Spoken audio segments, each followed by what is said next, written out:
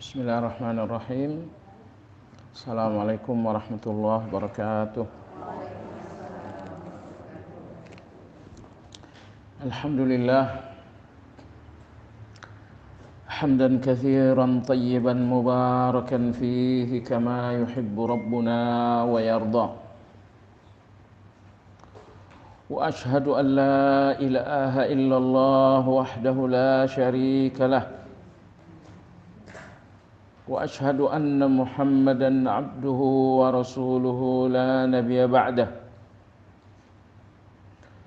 اللهم صل وسلم على محمد وعلى آله وأصحابه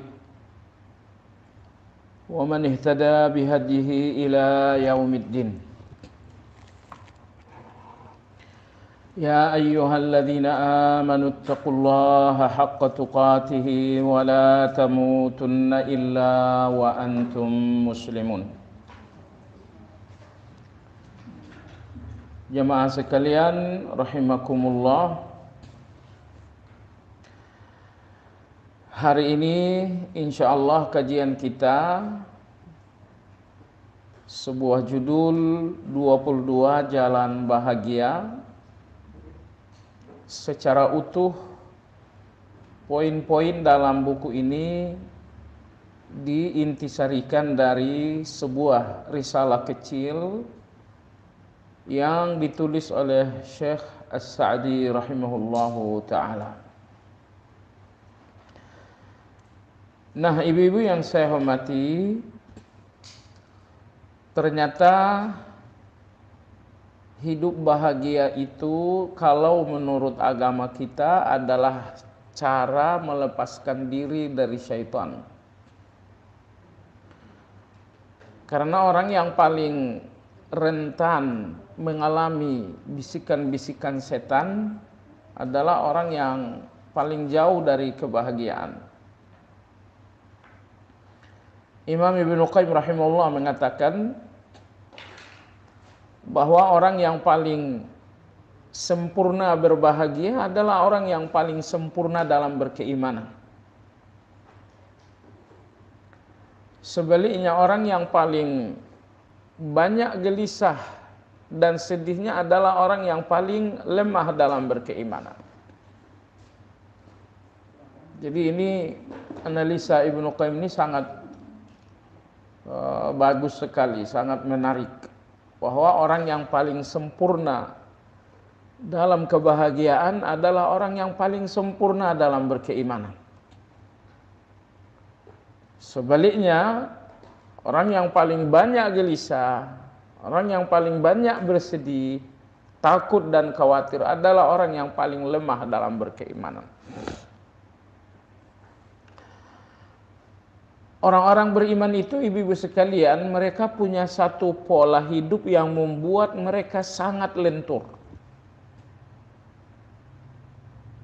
Membuat mereka sangat lentur sekali dengan segala keadaan. Mau sehat ayo, mau sakit juga nggak jadi masalah. Ada uang oke, lagi banyak uang juga nggak jadi masalah. Nah, sikap mukmin yang membuat mereka lentur dengan segala warna-warninya hidup ini yang dinamakan dengan ridha. Itu yang dinamakan dengan ridha. Ibu, orang yang ridha itu enggak punya pilihan apa-apa di depan Allah selain pilihan Allah. Semisal Allah bertanya kepada mereka, kalian mau apa? Mereka nggak akan minta apa-apa selain apa yang Allah inginkan. Seandainya Allah berkata, apa yang kalian pilih? Mereka nggak punya pilihan apa-apa di depan Allah selain apa yang Allah pilihkan. Seolah mereka mengatakan, ya Allah, pilihlah untukku, pilihanmu lebih aku sukai daripada pilihanku. Inilah ridha. Orang-orang yang nggak punya pilihan di depan Allah selain apa yang Allah pilih.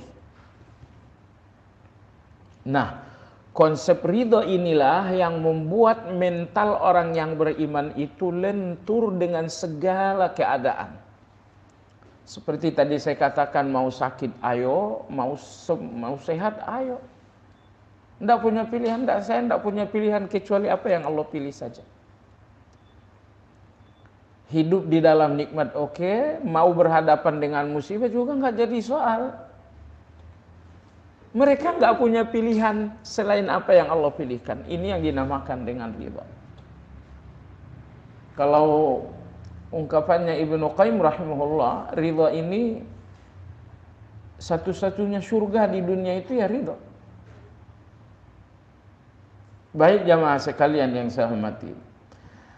Ayat 175 dalam surat Ali Imran menegaskan betapa setan itu sangat berkepentingan dengan rasa takut dan gelisah kita.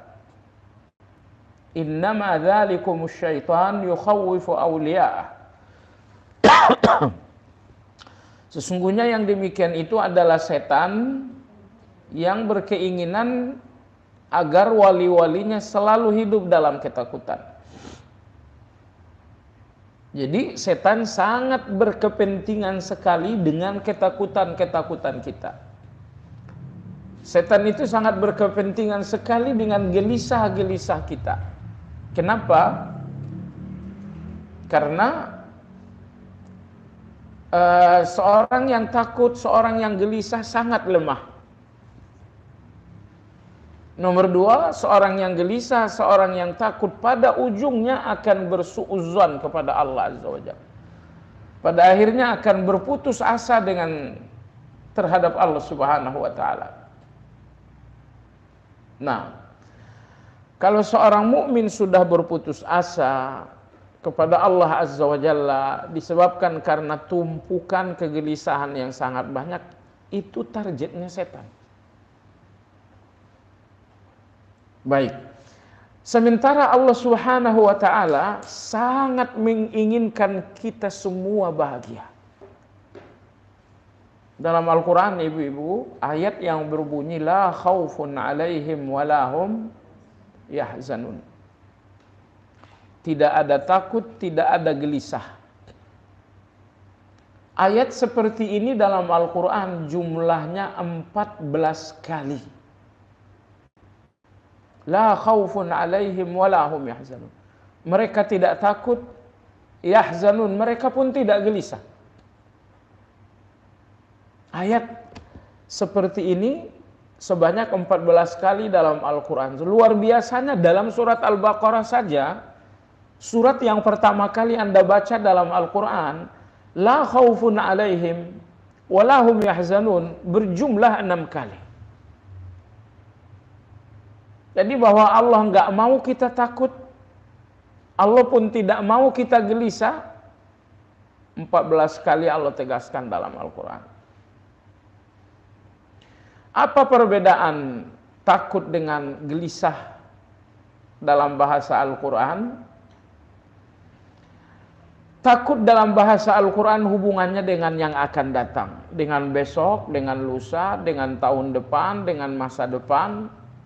Ini takut, hubungannya selalu dengan yang akan datang. Yahzanun, gelisah. Apa yang dimaksud gelisah dalam bahasa Al-Quran? Jawabannya adalah segala yang telah berlalu, hubungannya dengan yang berlalu. Kemarin, minggu lalu, tahun lalu, waktu saya SMA, itu semua gelisah. Di dalam zikir pagi petang kita ada doa dari Nabi yang seandainya Anda bacakan dengan hati yang jujur. Hati yang jujur.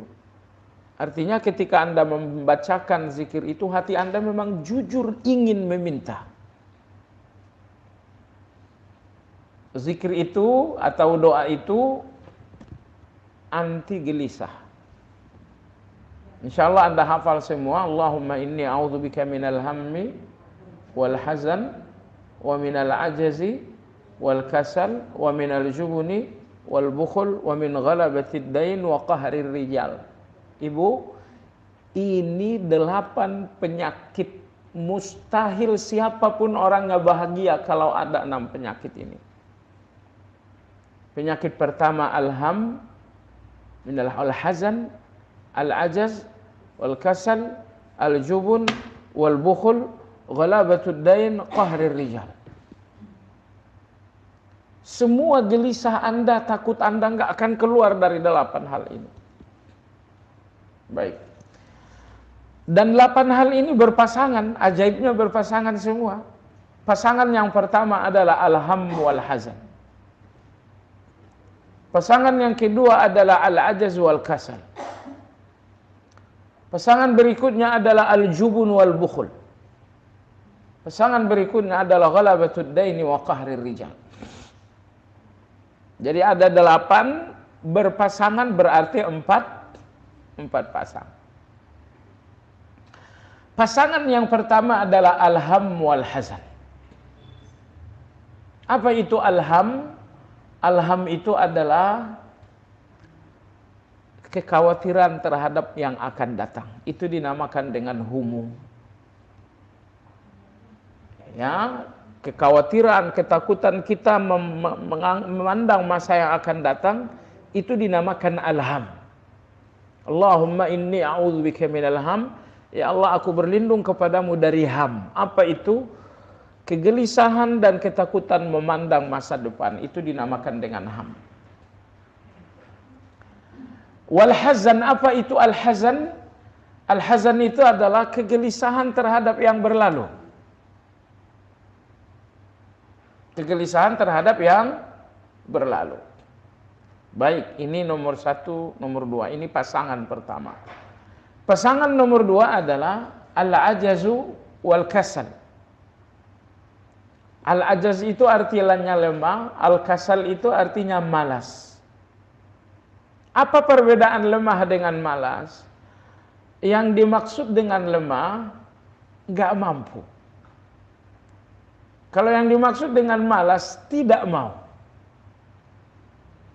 Jadi kadang-kadang kita tidak bisa produktif karena maunya kita lemah. Itu dinamakan dengan malas. Kadang-kadang maunya kita ada, maunya kita kuat, tapi nggak ada kemampuannya. Nggak ada kemampuannya. Maka tidak mampunya kita untuk mengeksekusi satu keinginan, itu dinamakan al-ajaz. Yang dimaksud dengan al-kasal, tidak adanya kemauan kita untuk satu keinginan. Al-ajaz wal kasal. Berikutnya adalah al-jubun wal bukhul. Al-jubun adalah ketakutan, al-jubun adalah pengecut ya, al-bukhul artinya adalah kikir.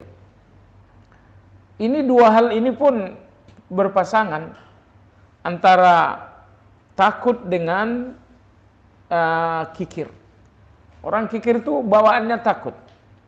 Tidak ada orang kikir yang nyaman, yang tenang. Semua orang kikir itu hatinya penuh dengan jubun, penuh dengan ketakutan. Kemudian penyakit yang ke-7 dan ke-8, ghalabatud dain, dikuasai hutang piutang. Berhutang tuh boleh, tapi Anda yang menguasai hutangnya. Kalau sampai kita sudah dikuasai hutang, itu sudah penyakit.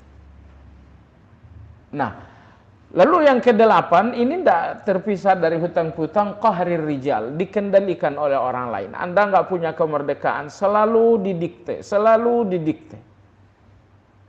Itu pun penyakit. Nah, seandainya doa ini Anda bacakan di pagi dan di sore hari dengan hati yang benar-benar jujur meminta kepada Allah,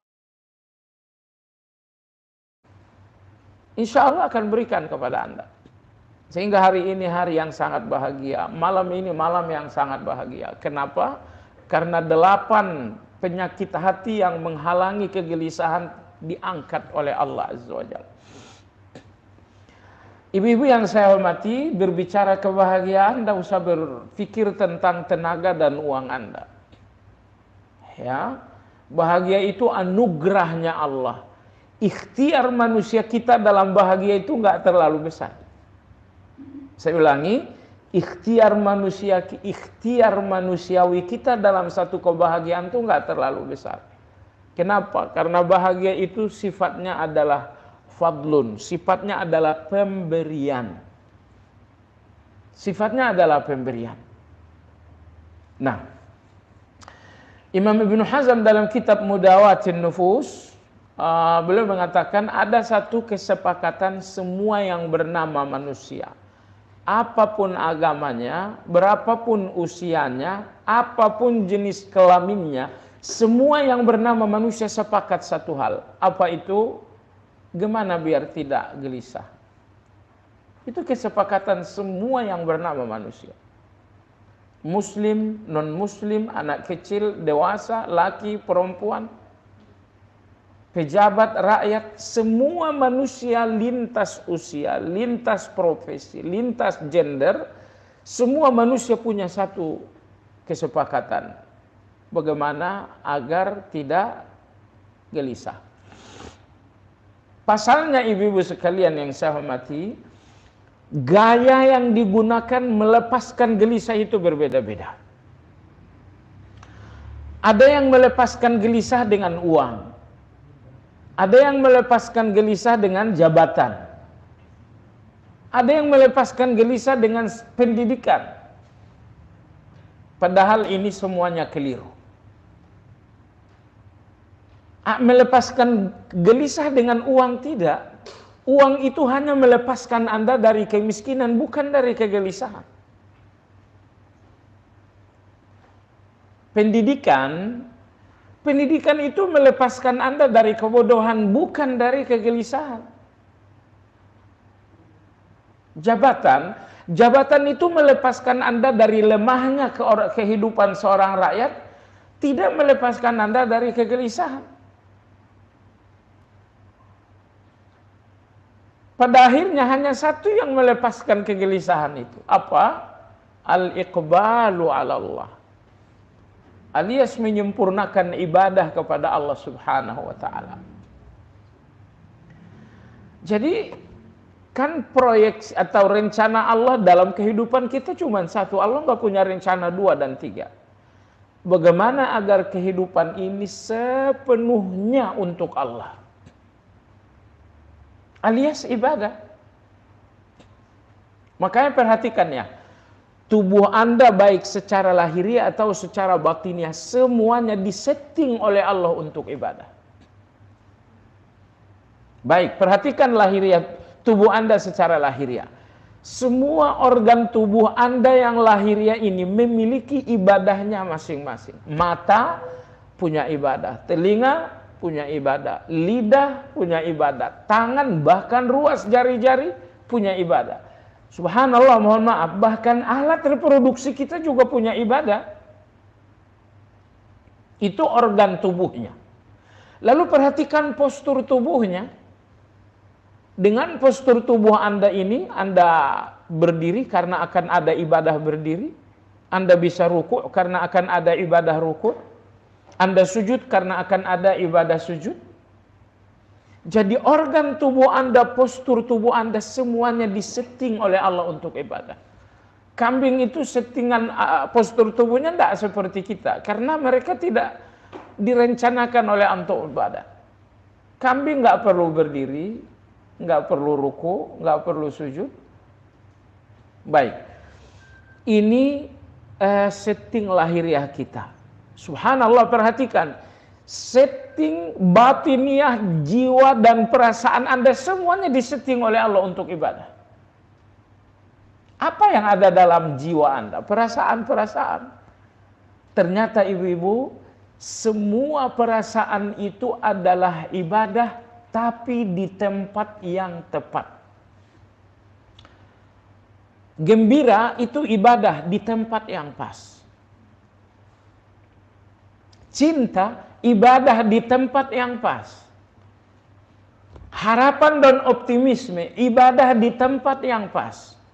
Rindu, ibadah di tempat yang pas. Gelisah, ibadah juga di tempat yang pas. Rasa takut, ibadah juga tapi di tempat yang pas.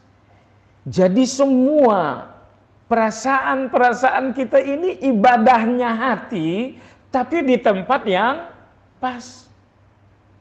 Itu gunanya jadi orang beriman agar kita tidak keliru berperasaan. Orang-orang yang beriman, ibu-ibu sekalian, iman membimbing mereka menempatkan perasaan. Di mana takut ini saya tempatkan? Itu orang yang beriman.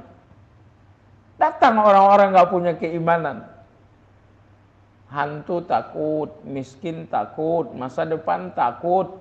Seandainya dia beriman, dia nggak akan menempatkan takut itu seperti itu. Orang yang beriman itu menempatkan takut, aku takut Allah. Ya, aku takut su'ul khatimah. Ya, saya takut masuk neraka. Ya, itu semua takut-takut yang membuat Anda malah produktif menjadi orang baik. Tapi sekali lagi, kalau kita tidak punya keimanan yang baik, kita akan ceroboh menempatkan perasaan itu. Gelisah misalnya. Gelisah itu salah satu perasaan. Tapi gelisah itu pun ibadah di tempat yang pas. Apa gelisah kamu? Saya gelisah kalau sampai tidak masuk surga. Apa gelisah kamu? Saya gelisah kalau sampai saya su'ul khatimah. Saya gelisah kalau nanti malam saya tidak bangun salat malam. Saya gelisah kalau hari ini tiba-tiba saya zalim kepada orang lain. Gak ada perasaan Anda itu yang buruk. Penempatannya aja yang keliru. Cemburu. Ibu cemburu itu memangnya dilarang agama? Ya tidak. Tempatnya aja yang salah. Jangan gunakan cemburu itu untuk kekayaan orang lain. Jangan gunakan kecemburuan itu melihat jabatan. Tapi kalau ada Quran, paginya Quran, sorenya Quran, siangnya Quran, malamnya Quran. Kata Nabi, cemburulah kalian kepada ahli Quran. Nomor 2, kata Nabi, cemburulah kalian kepada orang-orang banyak harta, tapi dia mengambil sedikit saja, selebihnya digunakan untuk Allah Azza wa Jalla dan untuk kebaikan. Cemburu itu sama sekali bukan penyakit jiwa. Tapi di tempat yang betul. Allahu Akbar. Luar biasa agama kita ini, Ibu sekalian. Makanya coba kasih tahu saya, mana organ tubuh Anda yang nggak punya ibadah? Gerakan-gerakan Anda memiliki nilai ibadah. Bahkan semua perasaan Anda, berapapun perasaan itu, semuanya adalah ibadah. Tapi di tempat yang betul. Itu gunanya kita punya dalam ini. Perasaan ini tidak di tempat yang salah. Tapi kalau gelisahnya di tempat yang salah, itu yang membuat hidup ini hancur berkeping-keping. Cemburunya ngelihat harta orang, gelisahnya di tempat yang keliru. Anak belum pulang misalnya, harusnya udah pulang, kok belum pulang juga, gelisah. Pertanyaannya, ini tempatnya gelisah enggak? Oke, kalau ini tempatnya gelisah, kadar gelisah itu berapa harus ibadah?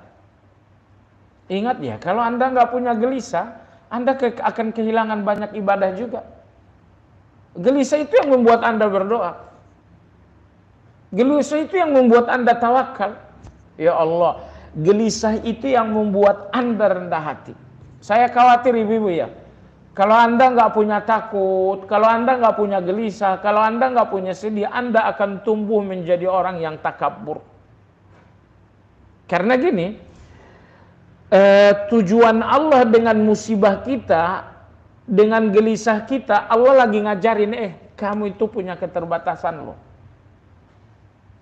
Kamu itu punya kekurangan loh. Jalannya mampu. Jadi ketika Allah berikan kita gelisah, Allah ngajarin, ini kelemahan kamu. Ketika kita diberikan Allah ketakutan, Allah sedang ngajarin, kekuatan kamu itu terbatas, ini kamu buktinya takut. Ya, oleh sebab itu, di mana menempatkan gelisah, takut, lalu berapa kadarnya, itu semuanya butuh keimanan. Situasi bisnis sekarang lagi, Anda gelisah, iya. Agar gelisah ini sesuai dengan agama, kadarnya jangan berlebihan. 1, nomor 2, agar gelisah ini sesuai dengan bimbingan agama, pastikan gelisah ini menjadi tawakal di depan Allah Azza wa Jalla. Gelisah itu ibu-ibu sekalian dengar ya, gelisah Anda itu kalau nggak jadi tawakal, dia 100% akan berlebihan. Anda akan dikuasai gelisah. Padahal mestinya Anda yang menguasai gelisah itu. Tapi kalau gelisah ini tidak jadi tawakal, saya ulang sekali lagi, gelisah Anda ini nggak jadi tawakal, ada jamaah sekalian yang saya hormati. Nah, saya lihat orang surga itu luar biasa sekali ya. Di dunia ini kita setiap dapat ucapan salam, jawabnya juga salam. Kecuali saat Anda masuk surga besok. Allahu Akbar. Ibu, orang-orang surga begitu sampai di depan surga, malaikat mengatakan salamun alaikum tibtum fadkhuluha khalidin. Di akhir surat Az-Zumar, selamat kepada kalian orang baik, ucapan kalian baik, perilaku kalian baik, pikiran kalian baik, keyakinan kalian baik, selamat untuk orang-orang baik. Fadkhuluha khalidin, masuklah ke dalam surga ini untuk abadi. Setelah masuk ke surga, Masya Allah ibu, pertama kali Anda sampai di surga, penuh dengan gegap gempita yang sangat luar biasa. Anda akan bertemu dengan malaikat-malaikat yang indah, bidadari-bidadari yang indah, pelayan-pelayan yang indah, semuanya ngucapin selamat. Mereka mengatakan salamun alaikum bima sabartum fa ni'ma uqbaddar.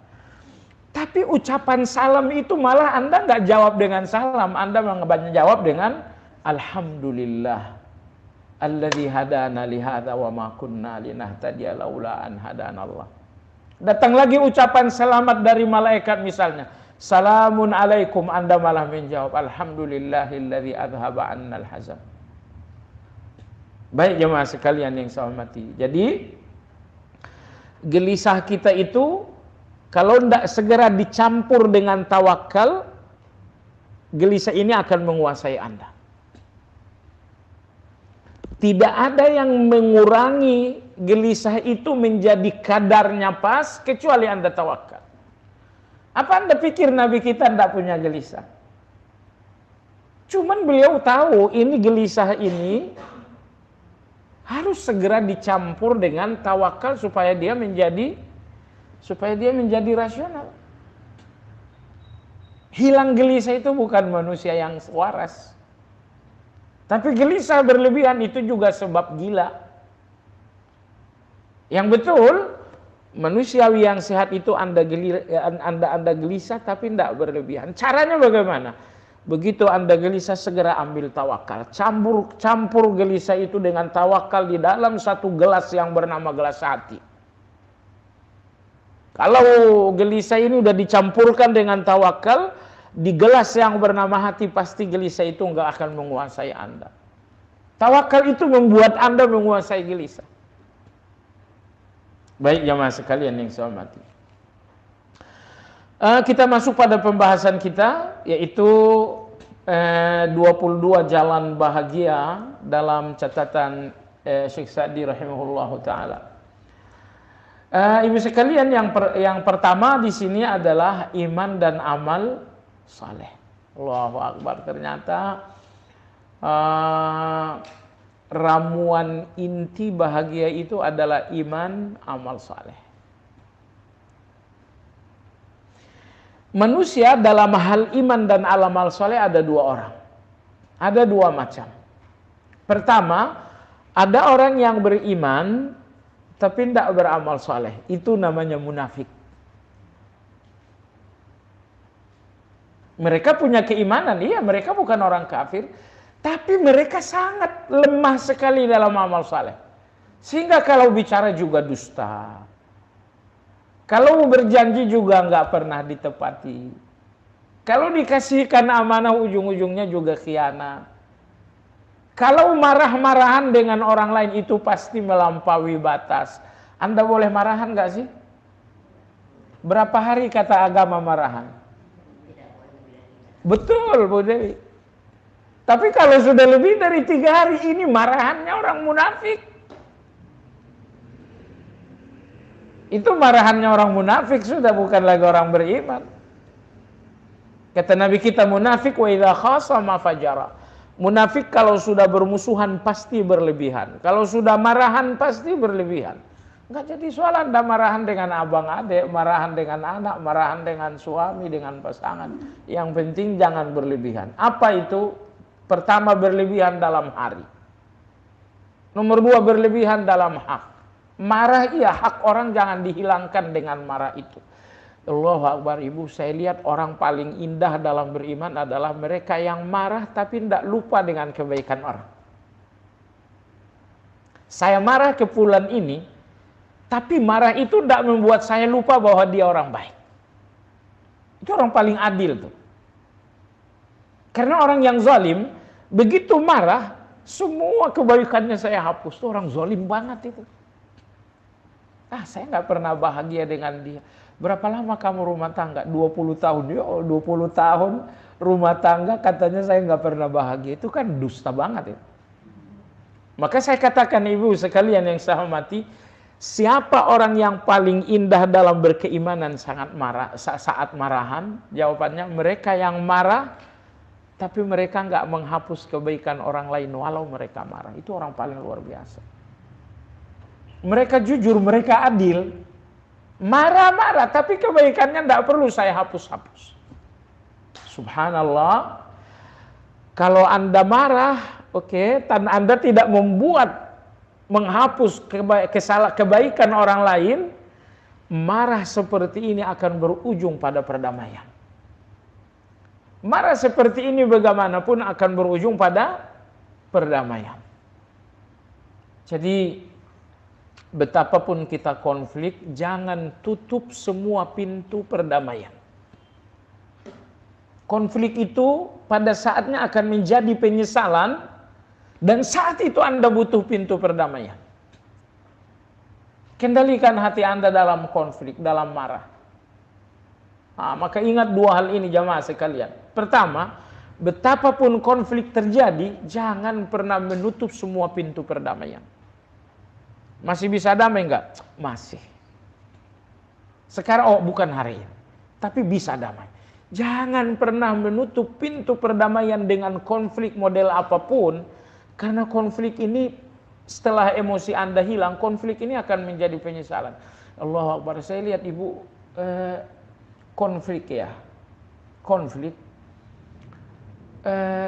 begitu kita udah masuk situasi konflik itu capeknya luar biasa. Litihnya luar biasa konflik itu. Bersabar atas kesalahan seseorang itu memang capek sekali. Tapi lebih capek lagi kalau kita udah mulai berkonflik. Karena agama kita ini indah sekali. Kenapa agama mengatakan maafin? Capek maafin, betul, memaafkan itu capek. Tapi jauh lebih capek kalau kita sudah konflik. Capek sekali. Saya konflik dengan orang ini. Berapa orang lagi yang saya akan libatkan dalam konflik ini? Capek sekali. Bahkan sebagian orang anak-anak dikumpulin. Nanti bapak meninggal. Jangan sampai ketemu om kamu ya. Ibu, Anda tahu tidak? Kebaikan termahal dan kejahatan terbusuk. Saya yakin gini ibu ya. Kalau di depan Allah itu dosanya ibu cuma dosa pribadi, insya Allah saya yakin ibu akan masuk surga. Tapi yang membuat kita benar-benar hancur, ketika di depan Allah ada dosa orang lain tapi untuk kita. Ada orang-orang subhanallah, orang-orang yang selalu menularkan dosa kepada orang lain. Saya ambil contoh misalnya, seorang penyanyi misalnya, judul nyanyinya misalnya Selingkuhanku. Si penyanyi ini udah 30 tahun mati, tapi dosanya tetap hidup. Anda tahu berapa diskotik, berapa joget, berapa acara ini semuanya tetap. Yang melakukan dosa orang lain, tapi Anda orang yang akan mendapatkan setoran secara utuh. Ini dosa yang paling berbahaya. Kalau dosa Anda hanya Anda lakukan pribadi, dosa pribadi Anda itu berhenti begitu Anda mati. Tapi kalau dosa ini dosa yang memang ditularkan, matinya Anda ratusan tahun pun dosa itu nggak akan berhenti untuk Anda. Auzubillah. Nggak berhenti untuk Anda. Ambil contoh misalnya, pencipta aliran sesat Jahmiyah, Syiah, dan lain-lain. Itu orangnya kan udah mati ratusan tahun lalu. Bukan ratusan lagi. Jahmiyah ini abad keempat, berarti 1000 tahun lalu orangnya udah mati. Tapi dosanya nggak hilang sama sekali. Anda bayangin, la ilaha illallah. Dia udah wafat 1000 tahun yang lalu. 1000 tahun berdosa, padahal usia cuma 60 tahun. Innalillahi wa inna ilaihi raji'un. Usianya berapa? 60 tahun, tapi dosanya berapa? 1000 tahun. Makanya tadi saya katakan, Ibu, kalau dosa Anda di depan Allah itu cuma dosa pribadi, selamat. Insya Allah Anda selamat. Kenapa? Karena dosa pribadi kita akan berhenti begitu kita mati. Usia 60 tahun, berhenti di situ dosa. Tapi kalau dosa ini dosa yang ditularkan, si penyanyi misalnya, si pemain film misalnya, jabatan kamu apa? So, saya pejabat. Apa saja keputusanmu? Saya masa menjabat memutuskan melegalkan berdirinya sebanyak 60 gereja lah, ya, misalnya.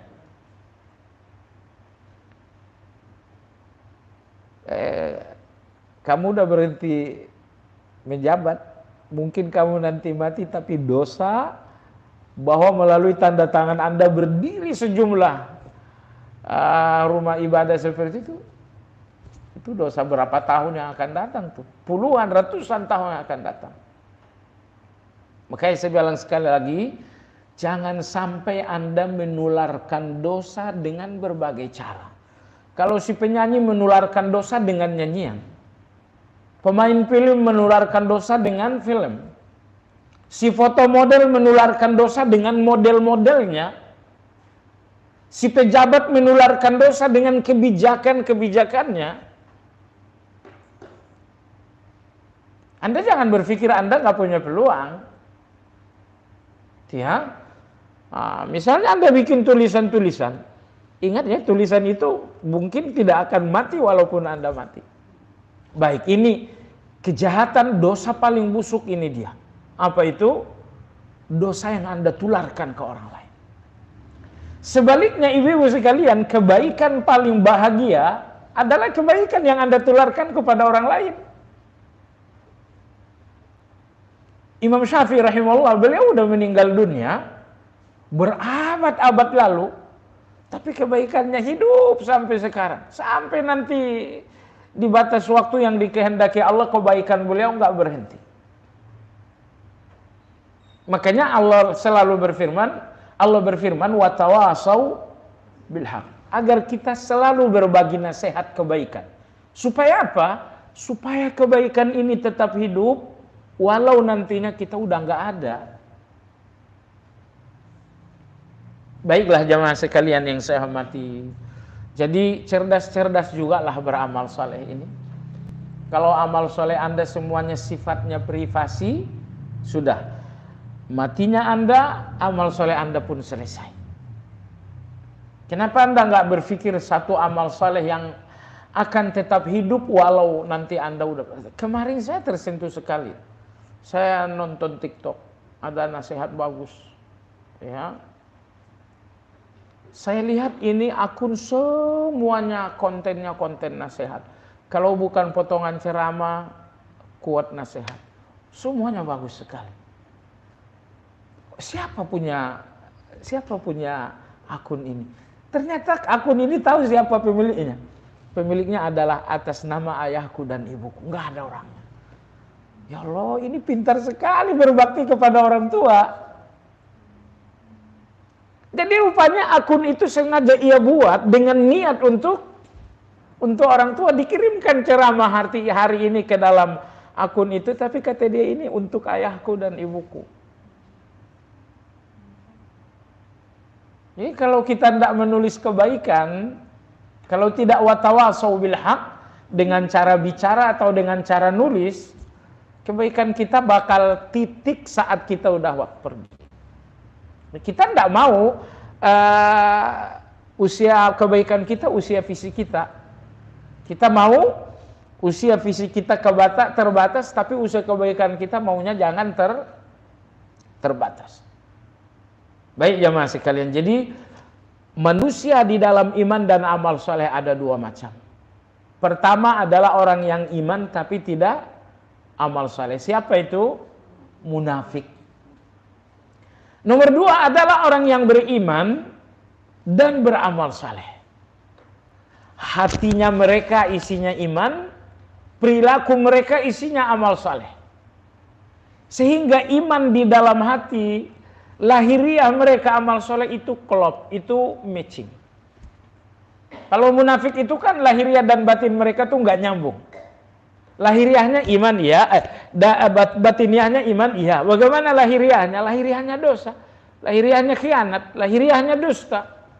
Lahiriahnya nggak nyambung dengan batinnya, itulah orang munafik. Nah, baik ibu sekalian, kalau pertanyaan ibu di mana ya sesekali ya. Sesekali iman amal solehnya nyambung, tapi sesekali iman amal solehnya nggak nyambung juga. Capek sekali memang. Ya, kalau tugas kuliah itu selama kuliah aja, pejabat itu sebelum pensiun aja. Tapi kalau tugas memperbaiki ini sampai mati nggak selesai. Ujung-ujungnya sampai mati kita memperbaiki diri tetap nggak hatam juga. Ada nggak orang yang hatam memperbaiki diri? Nggak ada. Dan Allah memang nggak nuntut kita hatam memperbaiki diri. Allah itu cuman bilang terus memperbaiki diri. Allah tahu nggak bakal hatam, cuman Allah bilang terus, jangan berhenti.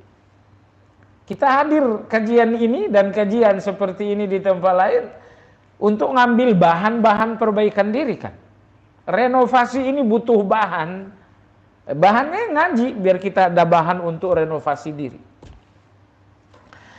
Baiklah ibu sekalian, jadi bahagia pertama adalah iman dan amal saleh. Ada apa dengan iman, ibu?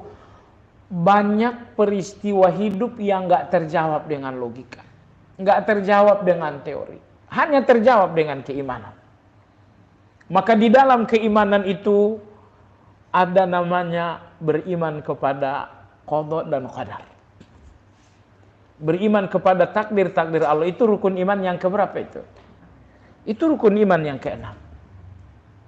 Subhanallahil azim, di antara keimanan kita terindah adalah bahwa kita mengimani ada qada dan qadar Allah. Apa sih takdir Allah itu? Takdir Allah itu simpelnya kita dikendalikan. Kita berkeinginan, kita rencana, kita ikhtiar, tapi hasil semuanya adalah takdir. Nah, baik.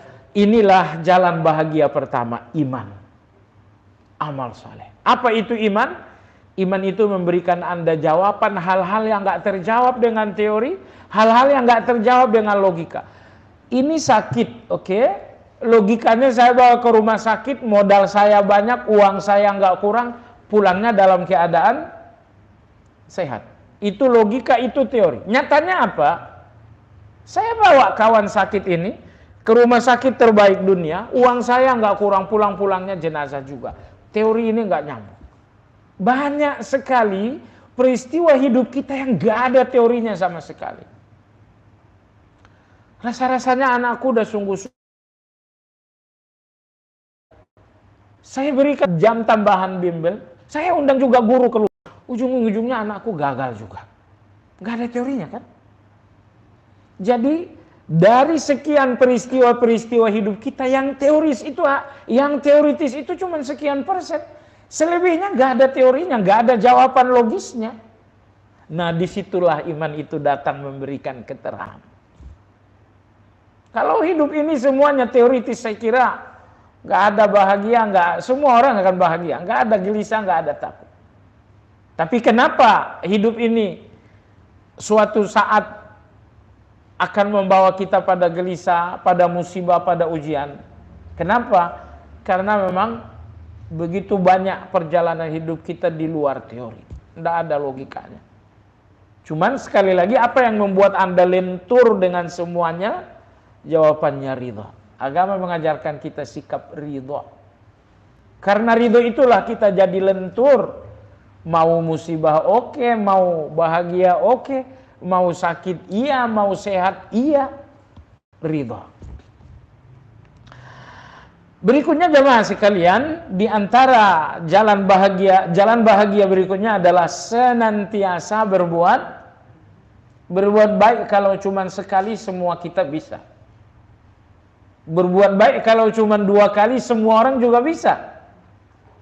Tapi berbuat baik di level senantiasa, itu berarti perbuatan baik itu telah menjadi sifat. Karena kadang-kadang berbuat baik itu hanya perbuatan. Kalau kebaikan ini hanya satu perbuatan, sekali 2 kali. Tapi kalau perbuatan ini sudah menjadi sifat, udah jadi karakter, maka perbuatan ini akan menjadi senantiasa, akan menjadi selalu. Maka tadi saya katakan, kalau berbuat baik itu cuma sekali 2 kali, insya Allah semua orang bisa. Jadi apa yang nggak bisa dilakukan semua orang? Berbuat baik di level selalu, senantiasa, dan sifat. Lalu di sini Syekh Sa'di rahimahullahu ta'ala, beliau mengatakan, jalan bahagia yang kedua, bahwa Anda sampai di level senantiasa, di level selalu dalam kebaikan. Si fulan pasti baik, si fulan pasti, si fulan pasti. Kan ada orang tertentu ya, kebaikannya justru bikin kita kaget. Si fulan datang, kok bisa datang, harusnya nggak datang dia. Ada orang tertentu kebaikannya bikin kita kaget, karena nggak biasanya berbuat baik. Maka di sini Syekh Sa'di rahimahullah mengatakan kebahagiaan yang kedua senantiasa. Senantiasa itu artinya selalu. Selalu itu artinya karakter. Karakter itu artinya sifat. Berbuat baik. Ada satu kaedah ya. Kaedah itu sa'adatun laka ala qadri sa'adatin minka. Bahagia yang kita dapatkan sesuai bahagia yang kita berikan. Tidak pernah membahagiakan orang lain, tidak usah mimpi juga dibahagiakan orang lain. Jadi kenyataannya nih, orang paling banyak mendapatkan kebahagiaan adalah orang yang paling banyak memberikan kebahagiaan itu.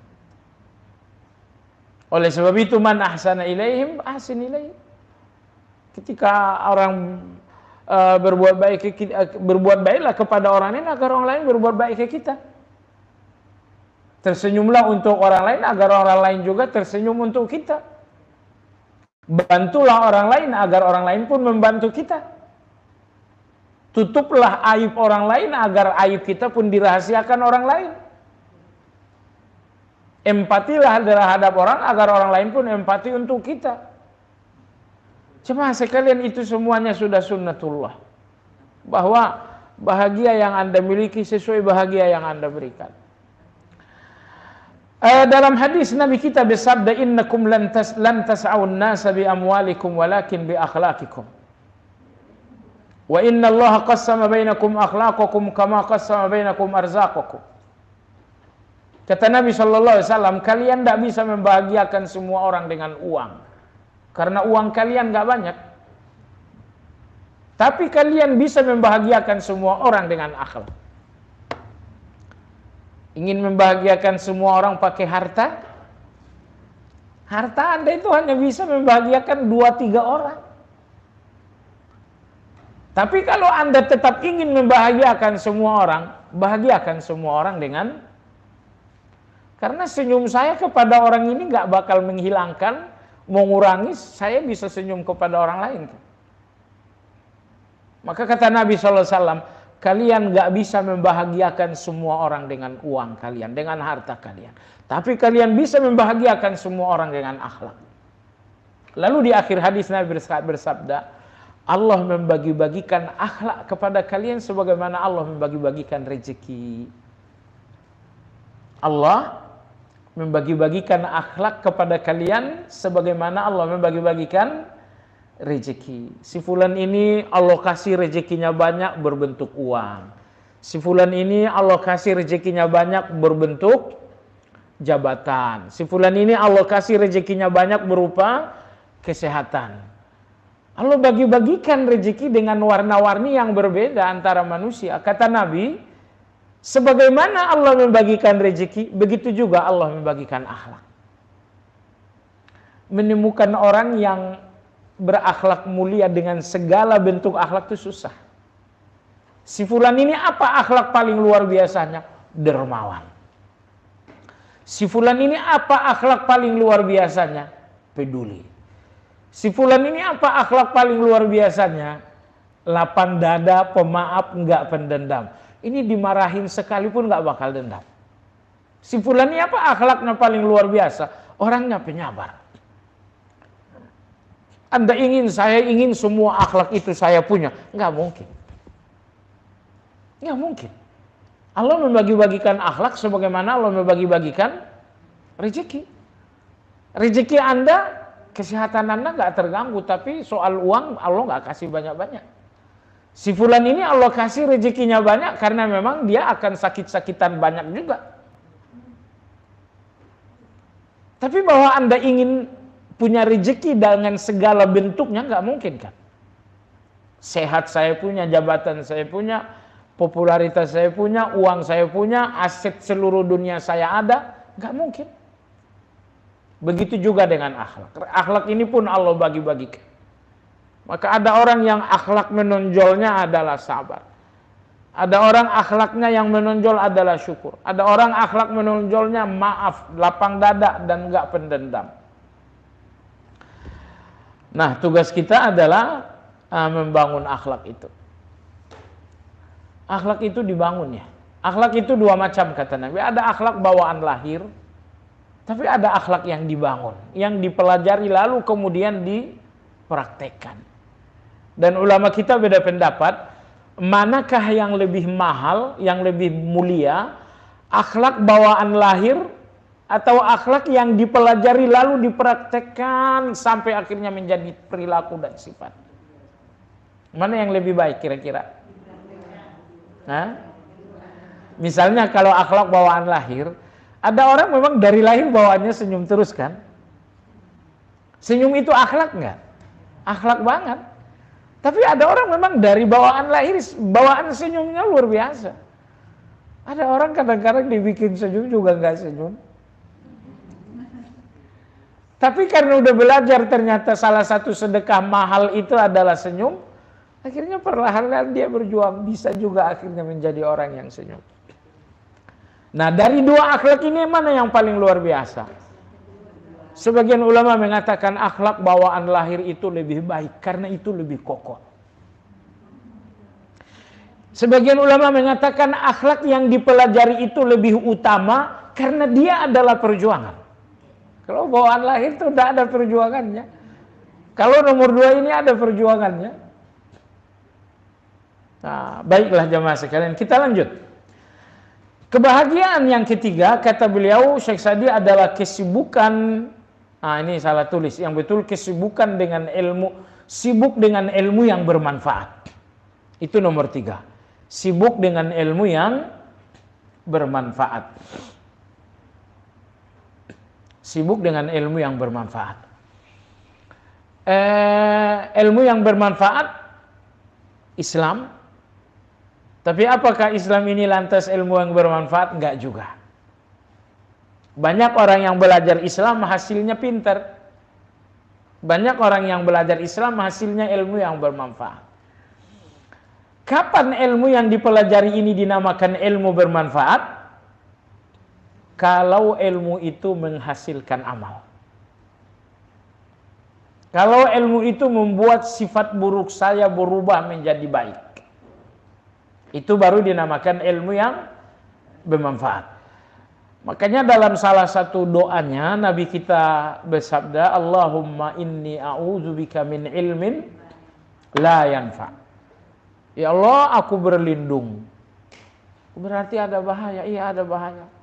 Apa itu? Ilmin la yanfa, ilmu yang enggak bermanfaat. Saya tahu riba itu haram, tapi justru bisnis saya riba. Saya tahu sogok itu dilaknat oleh Allah, tiap hari kerjaan saya nyogok. Ini ilmu yang enggak bermanfaat. Ulama kita mengatakan, kalau ilmu itu enggak membawa Anda kepada amal di dunia ini, maka di akhirat ilmu itu pun enggak akan membawa Anda ke surga. Ilmu yang tidak membawa Anda kepada amal di dunia, maka ilmu itu pun enggak akan membawa Anda ke surga nanti pada hari akhirat. Nanti pada hari akhirat. Baik. Sibuk dengan ilmu yang bermanfaat artinya sibuk dengan ilmu-ilmu Islam. Ilmu akidah, ilmu tauhid, ilmu akhlak, ilmu asmaul husna, ilmu tazkiyatun nufus. Saya sering baca literatur psikologi. Antara lain misalnya yang di junjung tinggi anak-anak muda sekarang adalah teori stoik itu, stoikisme itu. Tapi kalau saya bandingkan dengan Islam nggak ada apa-apanya sebetulnya. Nggak ada apa-apanya. Misalnya bagaimana stoikisme itu mengajarkan teori bertahan. Dalam Islam nggak ada apa-apanya. Sehingga kalau di sini Syekh Sa'di mengatakan sibuk dengan ilmu yang bermanfaat, betul. Kalau orang lain sibuk dengan mengkaji teori-teori stoikisme untuk bisa bertahan hidup, supaya kita tetap bahagia walaupun kita disakiti, ternyata Islam itu memberikan lebih dari itu. Maka sibuk dengan ilmu yang bermanfaat itu adalah bahagia yang luar biasa. Bagaimana bersyukur, bagaimana bersabar, bagaimana memaafkan, ini semuanya ilmu yang bermanfaat. Percayalah ibu-ibu sekalian, orang-orang pemaaf yang lapang dada itu enggak lantas terjadi begitu aja. Mereka itu hadir di majelis ilmu, mereka kumpulkan argumentasi yang banyak, sampai akhirnya mereka menjadi orang yang pemaaf. Ingat ya, maaf itu kalau cuma dengan perasaan, kita susah memaafkan dengan perasaan. Kita butuh argumentasi yang banyak untuk bisa memaafkan orang lain. Bahkan argumentasi yang banyak pun kadang-kadang nggak cukup untuk membuat kita pemaaf. Kita butuh keimanan. Kita butuh keimanan. Jadi orang yang paling lemah memaafkan adalah mereka yang memaafkan hanya menggunakan perasaan. Kemudian orang yang kuat memaafkan adalah orang yang memaafkan dengan argumentasi. Dan orang yang paling luar biasa memaafkan adalah orang yang memaafkan dengan keimanan. Jadi kalau stoik itu hanya memberikan kita jiwa pemaaf melalui argumentasi-argumentasi. Sementara agama memberikan kita keimanan untuk memaafkan. Sehingga dengan demikian ada 3 level. Memaafkan dengan perasaan itu lemah. Memaafkan dengan argumentasi dan teori-teori itu kuat. Tapi kalau Anda memaafkan dengan keimanan Anda itu jauh-jauh lebih kuat. Karena orang yang memaafkan dengan keimanan, mereka tidak melihat dunia, mereka melihat Allah Subhanahu wa taala. Misalnya, kenapa sih saya maafin? Supaya saya bahagia. Kenapa saya maafin? Supaya saya nggak terluka. Itu teorinya psikologis. Tapi kalau teori agama, kenapa saya maafkan? Supaya Allah memaafkan saya juga. Kenapa saya memaafkan? Supaya saya masuk surga. Kenapa saya harus memaafkan? Supaya saya dinamakan orang yang sabar. Kenapa saya maafkan? Supaya saya dinamakan orang yang riba. Kenapa saya maafkan? Supaya saya dinamakan nafsul mutmainnah. Kenapa saya maafkan? Supaya saya dapat pahala. Kenapa saya maafkan? Supaya saya enggak berdosa. Ternyata memaafkan versi Islam, versi iman, jauh lebih luar biasa daripada memaafkan hanya dengan teori-teori psikologis tadi. Nah, maka di sini Syekh Sa'di rahimahullah mengatakan bahagia nomor 3, Anda sibuk mempelajari ilmu yang bermanfaat. Dengan ilmu yang bermanfaat Anda bisa memaafkan. Dengan ilmu yang bermanfaat Anda menemukan pintu untuk bersyukur. Dengan ilmu yang bermanfaat Anda menemukan pintu untuk hidup sederhana. Dalam agama kita ada satu ilmu yang bernama zuhud. Zuhud, apa itu zuhud? Bagaimana Anda memiliki dunia tapi tidak menggenggam. Nih dunia ini, coba lihat tangan saya ini Ibu. Dunia ini, agama mengatakan letakkan dunia di tanganmu, diletakkan. Tiba-tiba datang orang yang menggenggam. Kalau dunia ini cuma Anda letakkan, hilangnya dia nggak terlalu sakit. Tapi kalau dunia ini udah Anda genggam, makin erat Anda menggenggam, makin susah perpisahan. Padahal, Allahu Akbar, subhanallah, dunia ini ujiannya. Ibu, semua nikmat duniawi, semuanya musibah yang belum sampai pada waktunya. Semua nikmat duniawi, apapun nikmatnya, adalah musibah yang belum sampai pada waktunya. Suami kita musibah yang belum sampai pada waktunya aja. Anak-anak musibah, belum waktunya aja. Mereka musibah bagi Anda, tapi jangan lupa Anda pun musibah bagi mereka. Uang Anda itu pun musibah, belum datang waktunya aja. Kawan saya masa corona, dia punya apotik. Meledaklah bisnis apotik ini, sampai akhirnya buka cabang toko di mana-mana. Akhirnya semua orang sehat. Corona pun pergi entah kemana itu. Apa yang terjadi lalu toko ini satu persatu mulai tutup juga. Tapi harusnya kalau Anda beriman, Anda sadar, di corona toko-toko ini adalah nikmat. Selesai corona, toko-toko ini akan semua nikmat duniawi, musibah yang belum sampai waktu. Kalau Anda lihat di Jatinegara itu ada Rawa Bening ya, pusat jual batu cincin. Itu di masanya batu bacan, itu pedagang cincin per hari itu nggak pernah dapat 100 juta. Selalu di atas 100 juta sehari. Nikmat. Tapi nikmat ini akan berakhir kan? Selesai aroma batu bacan, sekarang pedagang di sana dapat uang 300.000 sehari aja udah banyak banget. Kadang-kadang sehari cuma dapat 30.000.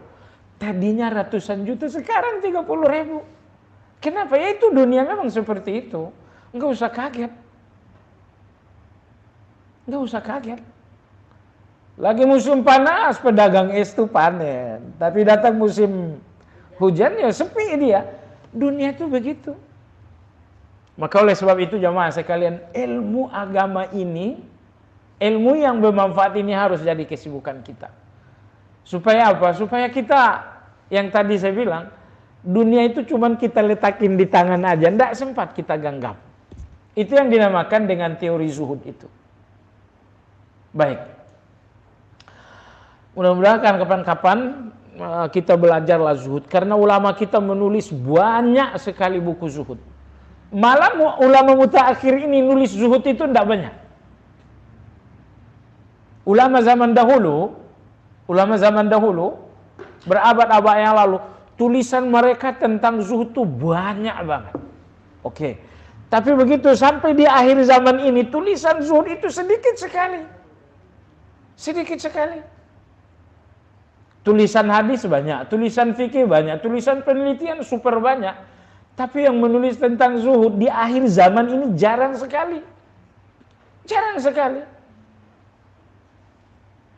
Padahal kalau zaman dulu itu salah satu orientasi ilmiahnya para ulama. Imam Baihaqi menulis Kitabuz Zuhud. Waqi' Ibnul Jarrah menulis Kitabuz Zuhud. Imam Ahmad menulis buku Kitabuz Zuhud. Imam Abdullah bin Mubarak menulis buku Kitabuz Zuhud. Imam Abdullah bin Mubarak menulis buku Kitabuz Zuhud.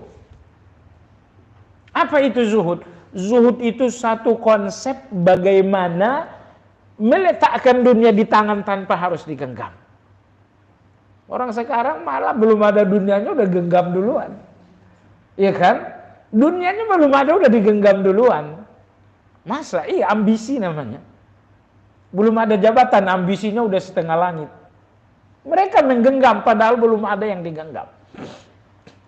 Apa ini? Inilah sikap zuhud itu.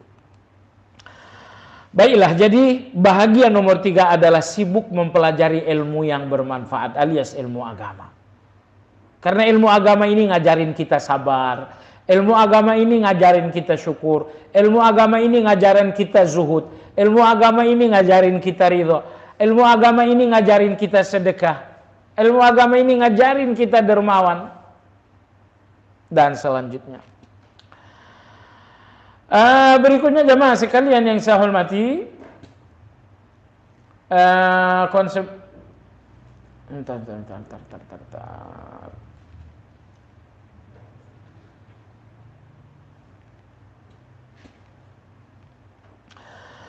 berikutnya adalah menyibukkan pikiran untuk hari ini. Menyibukkan pikiran untuk hari ini. Tidak usah berpikir terlalu jauh. Orang berpikir terlalu jauh itu berpikir tentang hal-hal yang nggak kasat mata, nggak teori. Semuanya bingung. Anda berpikir besok, atau Anda berpikir tahun besok, atau Anda berpikir 10 tahun akan datang. Itu semuanya gaib. Belum ada di depan Anda. Karena semuanya masih gaib, jangankan besok ya, 5 menit lagi itu gaib. 5 menit lagi gaib. Maka agama mengharuskan agar kita berpikir untuk hari ini saja. Salah satu hadis diriwayatkan Imam Bukhari, Nabi kita SAW pernah merangkul ipar beliau yang bernama Abdullah bin Umar. Nabi kita merangkul Ibnu Umar. Kata Nabi SAW, wahai Ibnu Umar, kun fid dunya ka'annaka gharib aw abiru sabil. Wahai Ibnu Umar, di dunia ini posisikan dirimu perantau. Kalau bisa posisikan dirimu seorang musafir.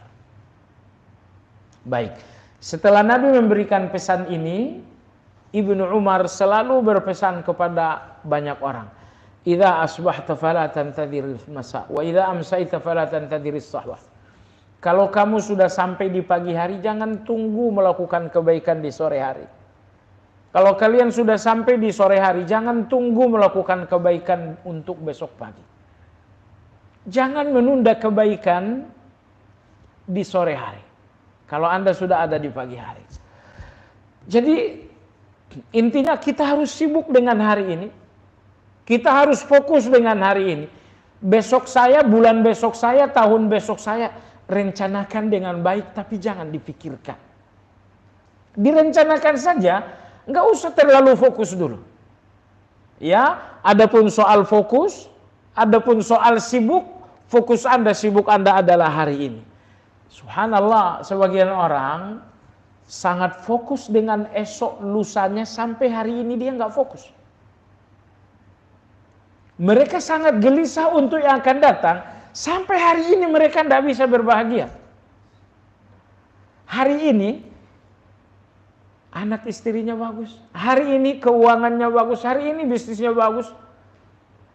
Tapi tiba-tiba 2 tahun lagi dia akan pensiun. Sibuk mikirin kalau udah pensiun bagaimana, kalau pensiun bagaimana. Muncul bagaimana sebanyak 100 dan semuanya nggak ada jawaban. Kamu gelisah untuk 2 tahun yang akan datang, sampai hari ini nggak sempat bahagia. Sampai hari ini nggak tenang. Jemaah sekalian, itu bukan kehidupan orang yang beriman. Kehidupan orang beriman ini fokus dengan hari ini, konsentrasi dengan hari ini, sibuk dengan hari ini. Kalau besok itu difikirkan, besok itu direncanakan, tapi tidak boleh jadi kesibukan. Jangan kesibukan berpikir dan lain-lain. Berikutnya ibu sekalian, bahagia berikutnya adalah memperbanyak zikir. Memperbanyak zikir.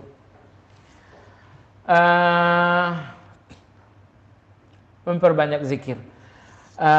Zikir pagi, zikir sore. Jadi memperbanyak zikir itu pengertiannya yang pertama,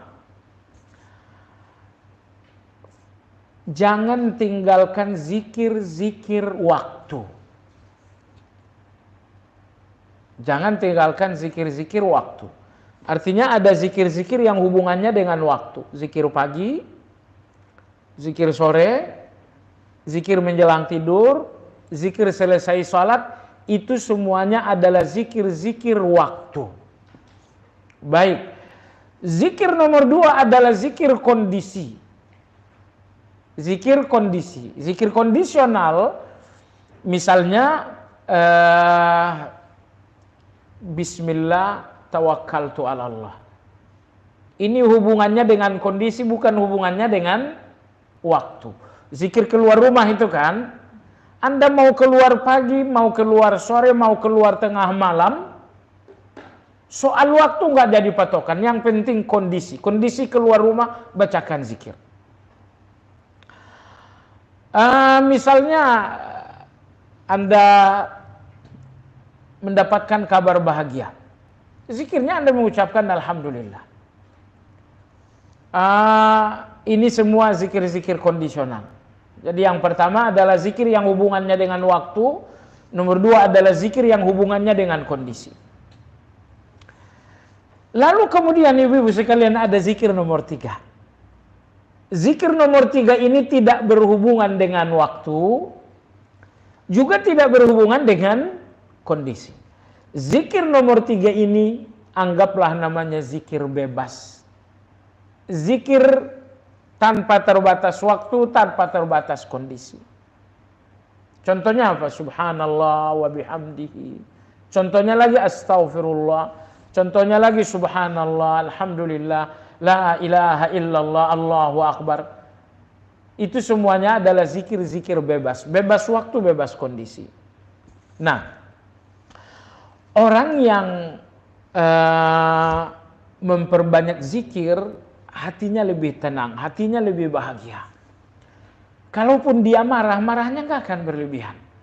Kalaupun gelisah, gelisahnya nggak berlebihan. Maka subhanallah, Imam Ibnu Qayyim mengatakan Allah memperbaiki hati seseorang dengan lidahnya. Allah memperbaiki hati seseorang dengan lidahnya. Artinya, kalau lidah ini banyak berzikir, hati ini akan stabil, hati ini akan tenang. Kalau gelisah-gelisahnya nggak berlebihan, kalau takutnya pun tidak over, jadi tidak ada hati setenang hati yang terus-menerus dibasahi dengan zikir kepada Allah Azza wa Jalla. Baik. Makanya sebagian zikir itu adalah zikir gelisah, ya kan? Zikir dalam gelisah apa contohnya? La ilaha illa anta subhanaka inni kuntu. Zikir gelisah berikutnya hasbiyallah wa ni'mal wakil.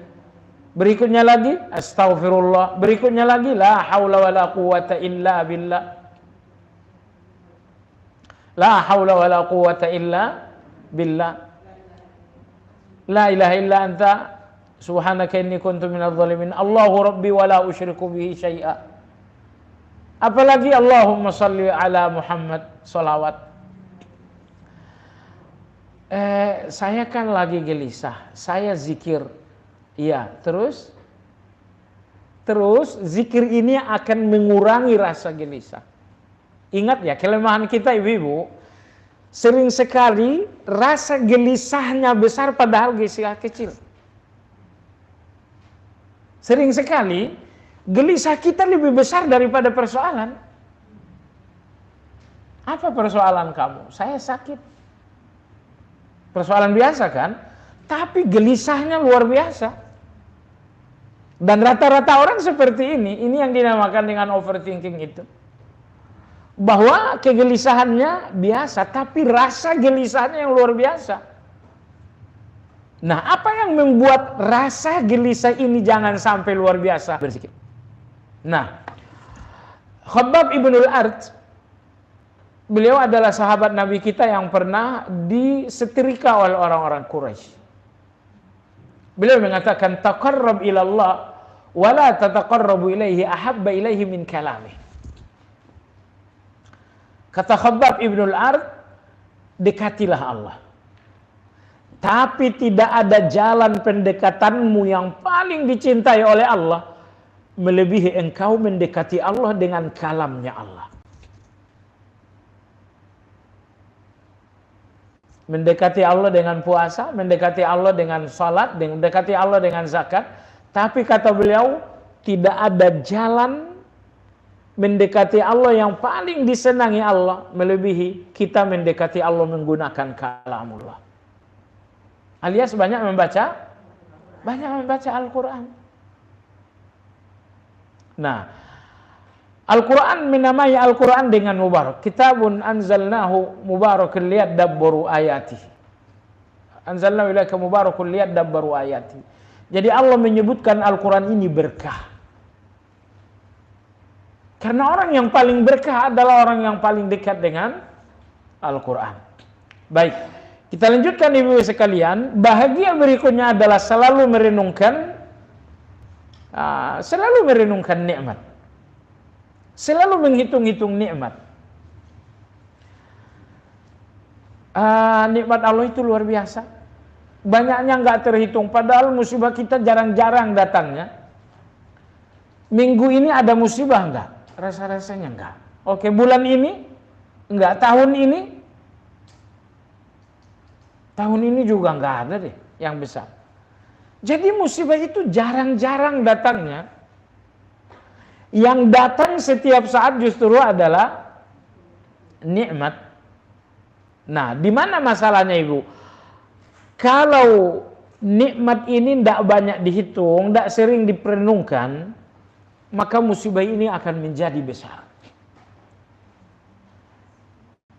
Maka biasanya orang yang banyak mengeluh, orang yang kurang banyak menghitung nikmat. Kalau orang banyak menghitung nikmat, mereka akan sedikit mengeluh. Atau bahkan mereka tidak pernah mengeluh. Dulu di abad ke-6 itu ada seorang yang bernama Amir ibnu Abdi Qais. Amir bin Abdi Qais mengatakan, saya temukan 4 ayat dalam Al-Quran. Berapa ayat? 4. Ada 4 ayat dalam Al-Quran. Setelah saya menemukannya, saya nggak pernah gelisah lagi. Saya nggak pernah gelisah dengan keadaan buruk. Saya pun nggak pernah gelisah dengan keadaan baik. Ibu, keadaan buruk kegelisahan kan? Tapi keadaan baik kegelisahan nggak? Belum tentu gelisah dalam keadaan buruk lebih besar daripada gelisah dalam keadaan baik. Belum tentu. Buktinya banyak gelisah kita dalam keadaan baik kita. Sehat ya, cuman gimana ya kalau saya besok tuh kan? Anda sehat tapi coba lihat Anda gelisah. Kamu pejabat ya, makanya saya pikir gimana besok kalau udah pensiun. Kamu punya uang banyak, iya makanya saya khawatir kalau saya ditipu orang. Rumahmu mewah, saya khawatir kalau malam datang rampok. Mobil saya bagus, saya takut dicuri orang. Jadi Anda jangan berpikir di dalam keadaan baik itu nggak ada gelisah. Dan Anda jangan berpikir di dalam keadaan buruk gelisah, keadaan baik nggak ada. Anda salah. Gelisah di dalam keadaan buruk tidak lebih banyak daripada gelisah di dalam keadaan baik. Nah, lalu Amir bin Abi Qais beliau mengatakan, dalam Al-Quran itu ada 4 ayat. Kalau Anda yakin 4 ayat ini, beliau mengatakan, saya nggak lagi gelisah dengan keadaan buruk. Bahkan saya pun nggak gelisah dengan keadaan baik. Apa ayat yang pertama? Ayat pertama adalah ayat kedua dalam surat Fatir. Ayat kedua dalam surat Fatir. Ayat kedua adalah ayat ke-6 dalam surat Hud. Ayat ketiga adalah ayat 17 dalam surat Al-An'am. atau ayat 107 dalam surat Yunus. Yang terakhir keempat adalah ayat ke-7 dalam surat At-Talaq. Jadi ini 4 ayat. Beliau mengatakan, setelah saya menemukan 4 ayat ini, saya tidak lagi gelisah untuk keadaan buruk saya pun tidak lagi gelisah untuk keadaan baik saya. Pertama apa tadi? Fatir ayat 2. Allah berfirman, "Ma yaftahillahu lin-nasi min rahmatin fala mumsika laha, wa ma yumsik fala mursila lahu min ba'dih, wa huwal azizul hakim." Terjemahan ayat secara bebas, kalau Allah sudah bukain rahmat, gak ada yang bisa menutup. Tapi kalau Allah nggak membukakan rahmat, nggak ada yang bisa membuka. Allah bukakan pintu rahmat, saya sehat, saya punya uang, bisnis saya maju. Allah sedang buka pintu rahmat. Ingat, nggak ada yang bisa menutup itu. Nggak akan ada yang bisa menutup itu kecuali Allah Azza wa Jalla. Jadi nggak usah khawatir datang maling, ada orang dengki, ada orang yang memfitnah, nggak usah terlalu khawatir. Kalau rahmat ini Allah yang buka, nggak ada yang bisa menutup. Gimana kalau saya difitnah orang? Nggak usah takut. Kalau memang Allah membuka, nggak akan ada yang menutup. Tapi kalau Allah nutup juga nggak akan ada yang membuka. Kalau Allah tutup untuk Anda pintu rahmat, ingat ya, satu dunia nggak akan ada yang bisa membuka itu. Satu dunia, berapa isi dunia ini? 8 miliar orang. Mereka nggak akan bisa membuka satu pintu yang ditutup oleh Allah Azza wa Jalla. Lihatlah, si fulan ini meninggal. Allah tutup pintu. Ada nggak sang yang bisa membuka? Nggak ada. Ini ayat berapa? Ayat 2 surat Fatir. Rahmat yang Allah buka, nggak ada yang bisa nutup. Tapi rahmat yang Allah tutup, nggak ada yang bisa membuka. Jadi tenang-tenang saja. Nomor 2 tadi ayat Hud ayat 6. Allah berfirman, "Wa ma min dabbatin fil ardi illa 'ala Allahi rizquha." Tidak ada yang melata hidup di atas muka bumi ini illa 'ala Allahi rizquha. Melainkan rezekinya jaminan Allah. 'Ala Allah itu artinya jaminan wajib bagi Allah. Jadi kalau Allah udah ngasih Anda hidup, artinya Allah tanggung jawab segala rezeki sepanjang hidup. Jadi kalau Allah udah jamin kita masih ragu, itu hati yang berpenyakit. Ayat yang keempat, ayat ketiga, Yunus ayat 107 atau Al-An'am ayat 17. Allah Subhanahu wa taala berfirman dalam surat Al-An'am itu, "Wa iyamsaskallahu bidurrin fala kashifa lahu illahu wa iyam." Dua-duanya betul. Al-An'am ayat 17, Yunus ayat 107.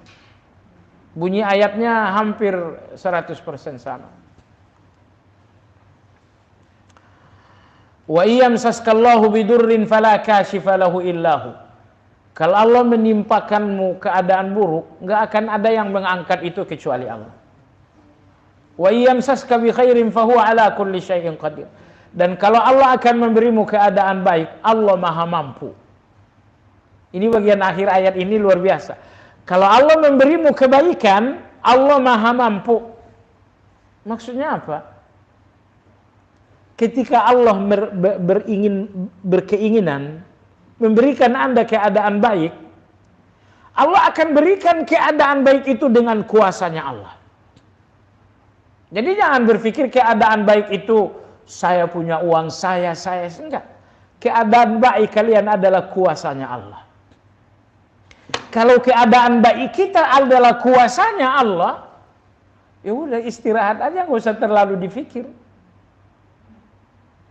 Keadaan baik dari Allah itu nggak nunggu Anda harus profesor.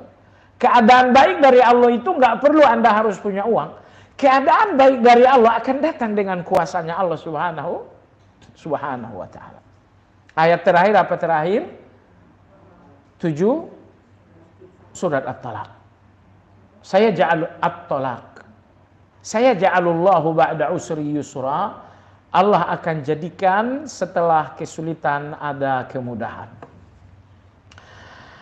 Baik jemaah sekalian, bahagia berikutnya adalah selalu melihat ke bawah. Ini sunnahnya Nabi. Ini ajarannya Nabi. Dalam segala-galanya selalu lihat ke bawah. Ketika Anda sehat, lihat orang yang sakit. Ketika Anda sakit, lihat orang yang sakitnya lebih berat. Sakit kamu apa? Asam urat. Sebelah sakitnya stroke. Kalau kita lebih sering melihat ke bawah, ternyata keadaan kita bagus. Ternyata keadaan kita tidak terlalu buruk. Baik, kita percepat. Di antara bahagia berikutnya adalah lupakan yang telah berlalu. Lupakan yang telah berlalu. Bagaimana melupakan yang berlalu? Kata Nabi kita, jauhkan ucapan andai kata. Jauhkan ucapan andai kata. Dalam hadisnya Nabi SAW bersabda, "Wala taqul law anni fa'altu kadza lakana kadza. Fa inna law taftahu amal syaitan." Kata Nabi, jangan berandai kata. Sekiranya begini pasti begini, sekiranya begitu pasti. Kata Nabi kita, andai kata kalian itu adalah pintunya setan. Kalau udah terjadi ya sambut. Nggak usah andai kata dulu begini pasti nggak begini. Andai kata dulu saya nggak nikah dengan dia pasti begini. Nabi mengatakan andai kata adalah pintunya setan. Apa yang menyebabkan orang susah bersabar? Andai kata. Apa yang membuat seseorang terus menerus trauma dengan masa lalu? Andai kata. Maka Nabi SAW melarang kita berandai kata. Berandai kata apa? Berandai kata terhadap yang berlalu. Kalau berandai kata yang akan datang boleh. Andai kata ada uang saya mau umroh, boleh. Andai kata tahun besok usia panjang, saya akan ziarah ke kampung halaman. Saya akan kunjungan kampung halaman, silakan. Tapi andai kata untuk yang berlalu, konteksnya menyesali, nggak boleh. Andai kata untuk yang berlalu dalam rangka menyesali adalah pintunya setan. Bahagia berikutnya jemaah sekalian, banyak berdoa. Banyak berdoa. Semua keinginan Anda ini mungkin bagi Anda antah berantah. Tidak bisa jadi harapan sebelum Anda menjadikannya doa. Karena begini, saya punya keinginan dan saya lihat kemampuan. Kadang-kadang kemampuan saya untuk satu keinginan tidak memberikan saya harapan. Kemampuan saya untuk satu keinginan kadang-kadang nggak memberikan harapan. Kenapa? Keinginan besar, kemampuan kecil. Atau kemampuan saya besar, tapi tantangan lebih besar. Kemampuan saya memang besar, tapi tantangannya juga nggak kalah besarnya juga. Sehingga keinginan ini pun tetap menjadi kegelisahan. Oleh sebab itu mulai sekarang, begitu Anda sudah berkeinginan, segera serahkan kepada Allah Azza wa Jalla. Ya Allah, aku menginginkan ini, aku serahkan kepadamu. Aku serahkan kepadamu. Orang-orang beriman itu ketika berkeinginan, mereka menjadikannya tawakal. Sehingga apa yang terjadi? Saat keinginan ini, Anda sudah serahkan kepada Allah, di situ Anda sudah melepaskan diri. Anda lepaskan kekuatan Anda dan sepenuhnya bergantung kepada kekuatan Allah. Justru di titik itu kita akan optimis. Kenapa? Karena kekuatan Allah untuk keinginan Anda itu gak ada batas. Kekuatan Allah untuk keinginan Anda gak ada batas. Sementara kekuatan saya untuk keinginan saya sangat terbatas. Jadi pastikan keinginan ini di dalam kekuatannya yang tiada batas, yaitu Allah Azza wa Jalla. Berdoa, sebanyak mungkin berdoa kepada Allah Subhanahu wa Ta'ala. Kemudian bahagia berikutnya adalah mengandaikan kemungkinan yang lebih buruk dalam satu keadaan buruk. Keadaan buruk ya, andai katakan yang lebih buruk. Anak aku sudah mati, tapi alhamdulillah yang sisa masih lebih banyak. Bayangkan kalau mati lebih banyak. Saya memang sakit, tapi sakitnya cuma sakit mata. Bayangkan kalau ini kanker jantung. Andai katakan yang lebih buruk dalam satu keburukan, agar keburukan ini lebih ringan. Kemudian bahagia berikutnya adalah tawakal. Ya, bahagia berikutnya adalah sabar atas kesalahan orang lain. Ya, bersabar atas kesalahan orang lain. Ibu, kesalahan orang lain siapapun dia itu tidak dalam kemampuan Anda. Betul? Kesalahan orang lain untuk Anda kemampuan kendali Anda enggak? Enggak.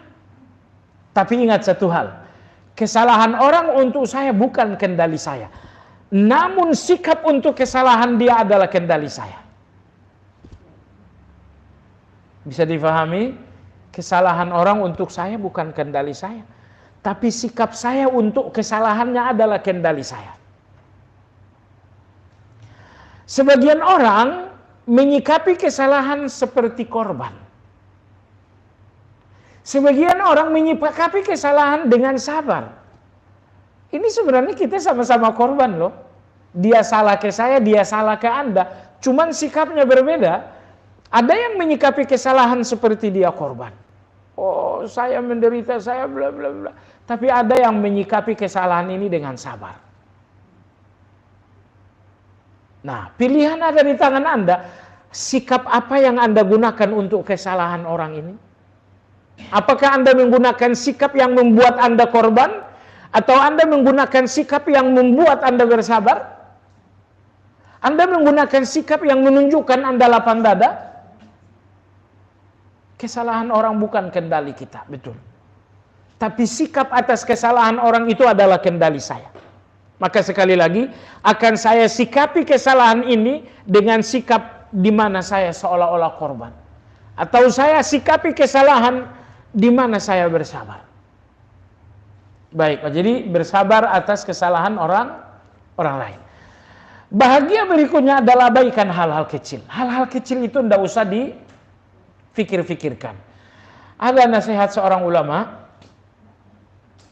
agak menggelitik, tapi bagus sekali. Beliau mengatakan begini, jangan fikirkan hal-hal kecil. Dan semua yang ada di dunia ini adalah hal kecil. Hal besar itu cuma sesuatu yang berhubungan dengan akhirat aja. Sholat itu akhirat itu besar. Maka beliau mengatakan, jangan berpikir atau abaikan hal-hal kecil, tidak usah difikirkan berlebihan. Dan semua yang ada di dunia ini semuanya hal-hal kecil saja. Kita saja yang membesar-besarkan. Baik, bahagia berikutnya adalah ingat hidup ini singkat. Ingat hidup ini adalah singkat. Kalau hidup Anda singkat, lalu hidup yang singkat ini digunakan untuk gelisah, Anda akan kehilangan hidup tanpa sempat berbahagia. Maka ingat hidup ini singkat sekali. Jangan terima kegelisahan agar kebahagiaan yang singkat ini tidak dikuasai oleh kegelisahan tersebut. Bahagia berikutnya adalah kekhawatiran hanyalah bayangan. Banyak kekhawatiran besok lusa, ternyata itu cuma bayangan yang gak ada konkretnya. Ya, dulu kita ngebayangin kalau udah nikah gimana nyekolahin anak. Gelisah kita. Tapi setelah nikah buktinya anak-anak ini bisa sekolah. Dulu kita ngebayangin kalau udah nikah di gimana caranya punya rumah. Buktinya kan sekarang kita punya rumah juga.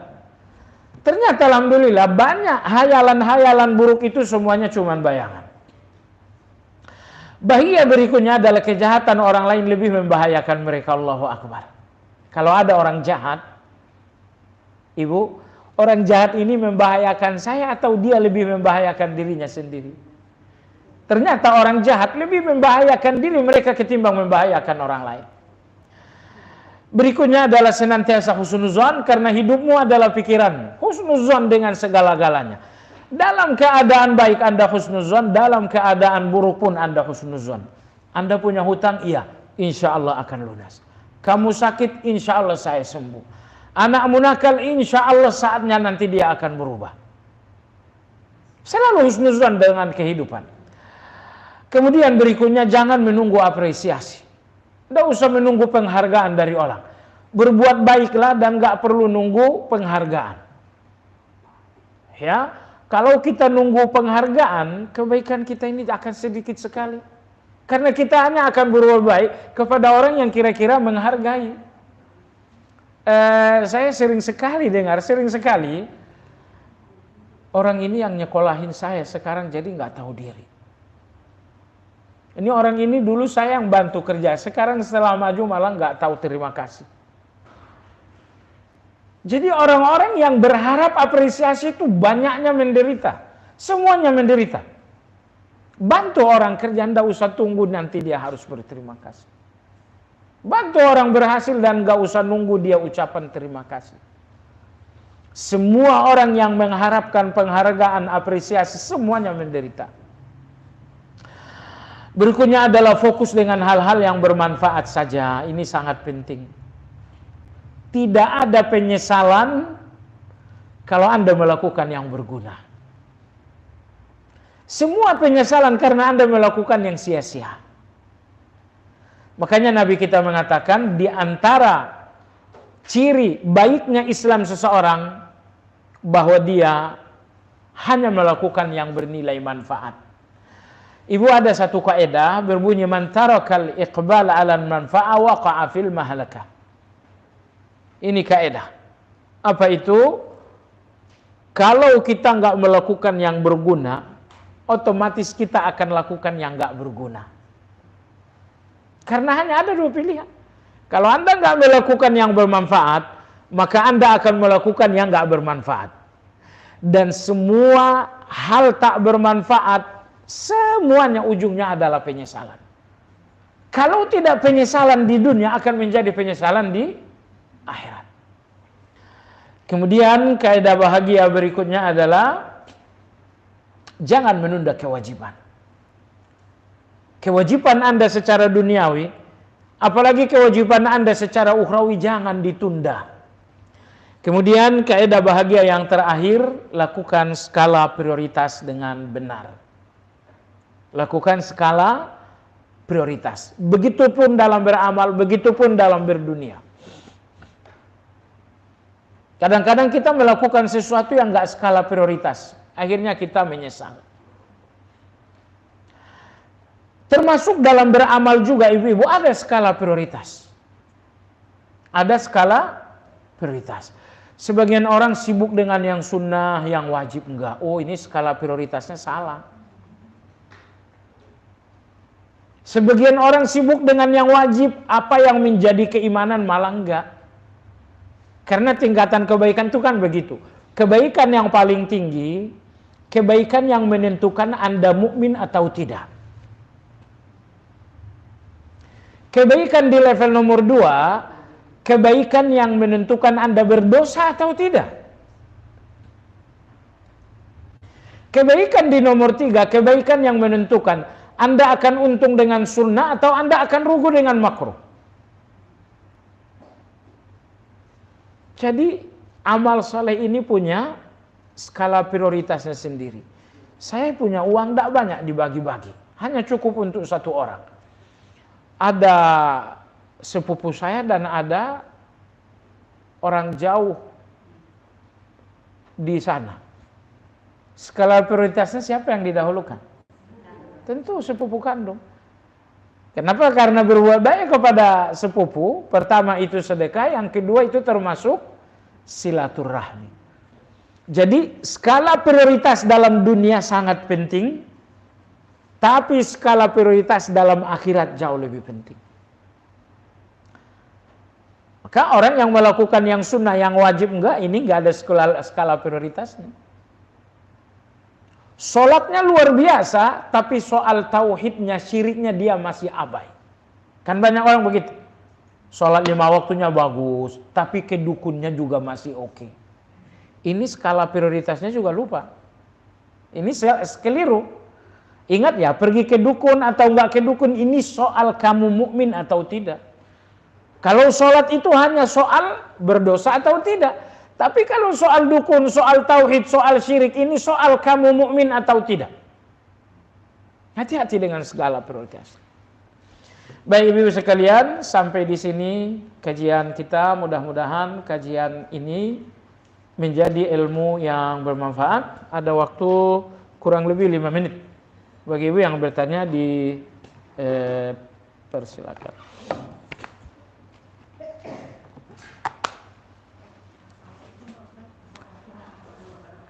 Waalaikumsalam warahmatullahi wabarakatuh. Masya Allah, alhamdulillah, amin ya Rabb.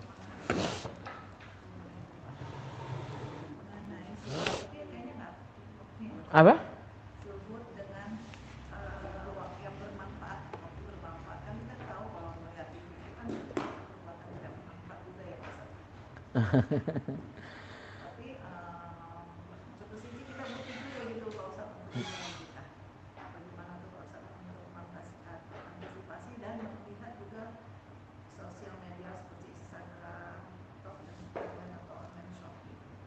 Iya, iya. Apakah waktunya kita batasi atau kita hilangkan sama sekali gitu? Iya.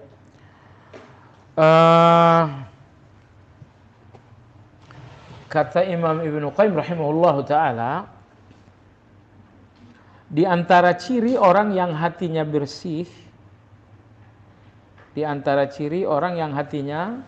bersih, bahwa dia akan menjadi orang yang sangat kikir dengan waktu.